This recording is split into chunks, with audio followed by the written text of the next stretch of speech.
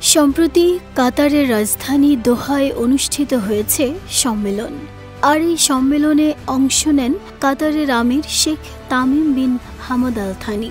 এক ভাষণে ফিলিস্তিনের পক্ষে ইসরায়েলের উদ্দেশ্যে কঠোর ভাষায় তিনি বলেছেন, ফিলিস্তিনিদের বিরুদ্ধে ইসরায়েলের গণহত্যামূলক যুদ্ধ এবং তাদের মাতৃভূমি থেকে জোরপূর্বক উচ্ছেদের চেষ্টা কখনোই সফল হবে না। এলএমই সার্টিফাইড বিশ্বসেরা কপারে তৈরি ওয়ালটন কেবলস, যা আপনার স্থাপনাকে রাখবে সব সময় নিরাপদ।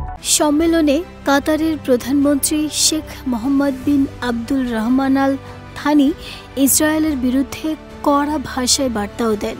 তিনি আন্তর্জাতিক সম্প্রদায়ের দ্বিচারিতা পরিহার করার আহ্বান জানিয়ে বলেন, ইসরায়েল যে অপরাধ করেছে সকলকেই তার বিচার নিশ্চিত করতে হবে।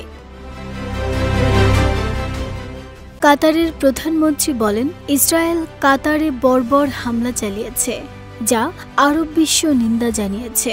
তিনি বলেন, এই হামলার বিরুদ্ধে এবং কাতারের সার্বভৌমত্ব রক্ষায় তারা যে আইনি পদক্ষেপ নেবে তাকে আরব দেশগুলো সবসময়ই সমর্থন করবে। চলমান গাজা যুদ্ধ প্রসঙ্গে কাতারের আমির Sheikh Tamim bin Hamad Al Thani আরও বলেন, ইসরায়েল বারবার যুদ্ধবিরতির প্রস্তাব প্রত্যাখ্যান করেছে এবং ইচ্ছাকৃতভাবে যুদ্ধের পরিধি বাড়াচ্ছে, যা কেউই মেনে নিবে না। মানবিক দিক বিবেচনা করে হলেও ইসরায়েলের এসব কর্মকাণ্ড ঠিক নয়। যদি তারা যুদ্ধ বন্ধ না করে, এর জন্য দেশটিকে একদিন কঠোর শাস্তির মুখোমুখি হতে হবে বলেও হুঁশিয়ারি দেন কাতারের আমির। নাহিদা স্মৃতি, দেশ রূপান্তর।